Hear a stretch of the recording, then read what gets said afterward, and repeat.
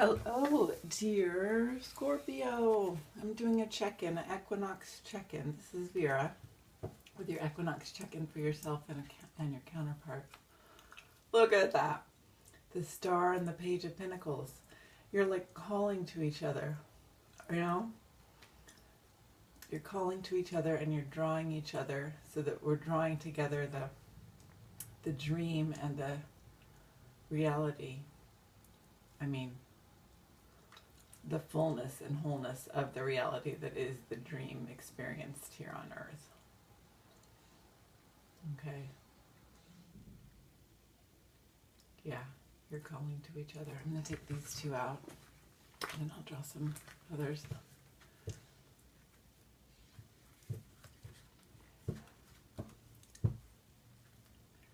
So you're a guiding light and they are a grounding anchor. Just at this time, you know, no one gets stuck in any role or stuck in any archetype or stuck anywhere these nowadays, you know. Okay, between you, the Ace of Pentacles. So look at this. This dream is coming down to earth, and as it comes down to earth, it is, you know, we are creating the rainbow bridge. The rainbow bridge as we all renew the earth as we move into our happiest, deepest experience of love, which is our absolute birthright. I'm going to get a couple clarifies for that, but first I want to see how Saturn's supporting you in this dynamic as it's just stationed direct and is moving direct now in Capricorn. Look at that. It's this beautiful 9 of Pentacles. So 9 plus 1, you know, perhaps the experienced aspect of each of you comes to meet this giddy new, you know, dream flowing in, making this rainbow. So you're anchoring yourselves into, with your experience plus your hope, creating this 10 of Cups abundance together, because Saturn helps you create structures of joy, structures built in and from and able to be pliant and definite, pliant and precise enough to hold such great tenderness and joy, and where you're expanding with Jupiter having been in Sagittarius from the end of last year and continuing there until the end of this year. Letting go of any ways that you've protected the tenderest parts of yourself. You do not have to defend yourself as we come into this, you know, new or renewed relationship, and as we come into these new times where we all may claim our birthright of living our soul's true shape here on earth. That deepest, profound joy and love, which is what we are. We can release the ways that we may have had to protect ourselves.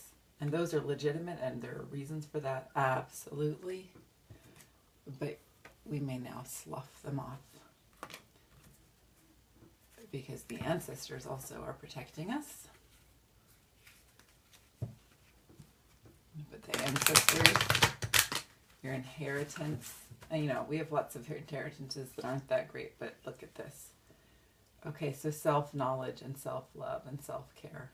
I mean, we wouldn't be here today if you know, I think about some of the habits that my grandparents and parents had that were not self-care, but nevertheless, there's always an undercurrent and even if it's like the thinnest, you know, like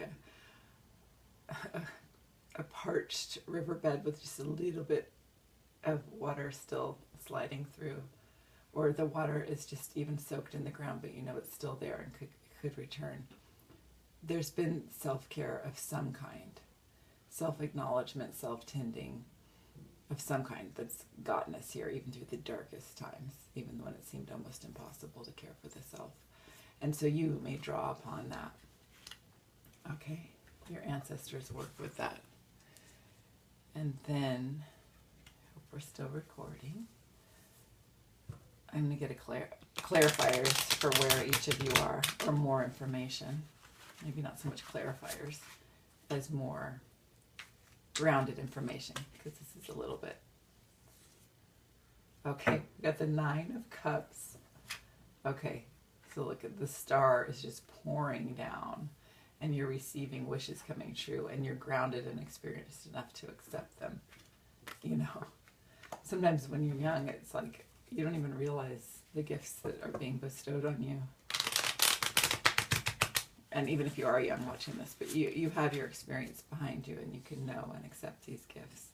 Okay, and then the rest. So it's not all forward impetus, getting it, like you allow yourself the rest. So it's a way of pacing as this comes into being, as we let go of this, and as we fully come into this self-care, stewardship,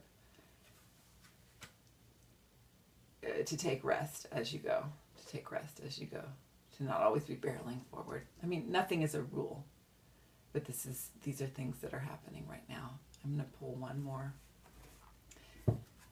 for Jupiter in Sag. What is supporting you from the past? Oh my gosh. So it's communion. It's building a life with another. Look at the difference between these two. Expanding from this into this. And the this that is not the Four of Swords. We have the Four of Swords here.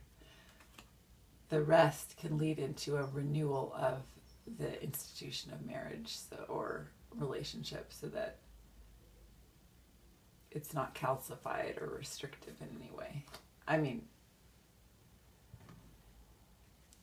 yeah, I'll just leave it at that. All the words are shifting as well as the archetypes, as we all shift into our soul's true shape, and we can trust in that so deeply. Okay, my dear Scorpio. No one will be hurt. We are all angelic. As we allow our dreamiest lives, allow ourselves to live them. You know, and I'm not trying to act like it's all totally easy. A lot of us come from devastating histories, personally and as a collective, but this is a grand